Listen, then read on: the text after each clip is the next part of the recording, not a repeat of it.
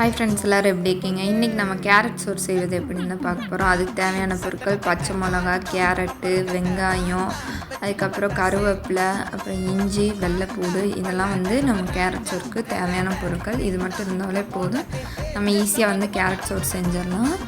அதுக்கு இப்போ நமக்கு தேவையானது வடை சட்டி, அதுக்கு 2 ஸ்பூன் எண்ணெய், கடுகு, கருவேப்பிலை எப்பயும் போல் நம்ம போட்டுக்கலாம். அப்புறம் இஞ்சி, வெள்ளைப்பூடு இதெல்லாம் போட்டு நல்லா வதக்கிட்டு, அப்புறம் பச்சை மிளகா தூக்கி போட்டுக்கலாம்.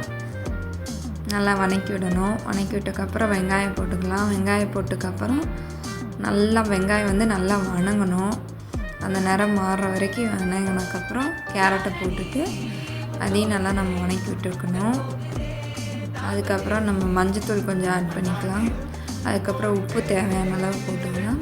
இதெல்லாம் போட்டு நம்ம நல்லா கலர்னால், இப்போ பாருங்கள் நிறம் மாறிடுச்சு. இப்போ மிளகுத்தூள் போட்டு இப்போ நம்ம சோத்தில் போட்டு நம்ம கலரிக்கிட்டோம். அவ்வளோதான், கேரட் சோறு ரெடி ஆயிடுச்சு.